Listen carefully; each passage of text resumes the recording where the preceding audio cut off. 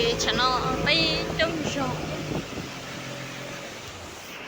nhưng nhau chế nó Này, quay cái mẹ này, quay nó ngang lại để trên kia không nhìn thấy cái hố này nhá, quay nó ngang lại đây nhá, hiểu không? Quay mẹ này nó ngang lại này để trên kia không nhìn những mình ngồi trong này. mua quay coi giờ đến tao con nữ nhớ sắp mày lấy thêm chỉ bỏ nhá không ấy Mẹ thằng kia mày không tìm thấy cái ấy mày đem người ta luôn. Nhảy xuống đây đây.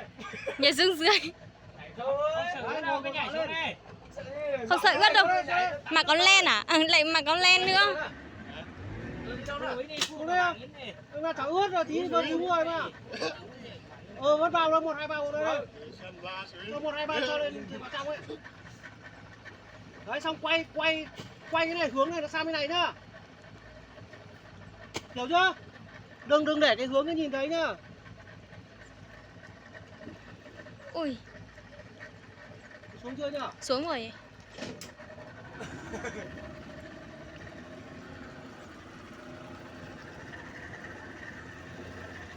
Được không? Ông ơi này xuống bên kia nhá. Cái bè kia vào đây buộc cái kia Thuộc cái gì? Đấy ngồi ở trong này.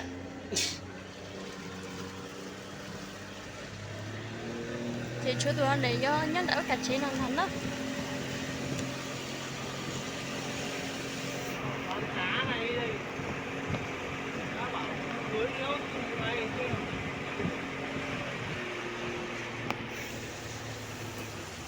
Đúng rồi đây. Rồi đi ra đây thôi. Đó là gì vậy? ai xuống kia Cái bè này nổi cay thật rồi. Vào đây buồn nó cay kia rồi, cái cay kia nó tí xuống dưới rồi. hình như nước dâng lên Phải mà buồn lại ấy. Nước rồi cười đi. nước dâng lên hay sao ấy mưa quá nên là nước dâng lên rồi Cái nó dài buộc ở chứ. Chị vào đấy mày buộc đi, rồi buộc kéo xe vào cây trong ấy. Ê, nó bị chiến. cẩn thận đi nước nó dâng lên xong rồi cái cây kia nó kéo nó cái Có gì liều gọi cái nhá, xuống có gì gọi nhá.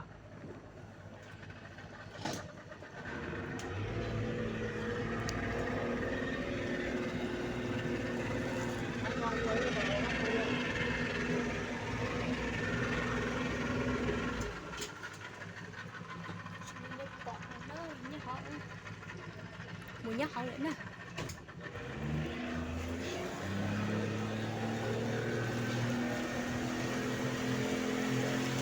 chúa o tủ ra bây giờ cho o tủ một số có đồ o chế nữa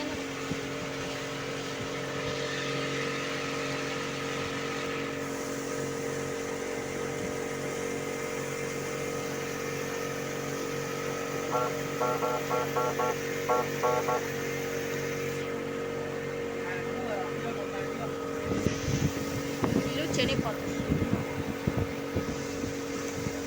Anh bây giờ đây nhá. Ngồi lên trên cạn nhá, ngồi trên nào, ngồi đấy nhá. Còn bà bè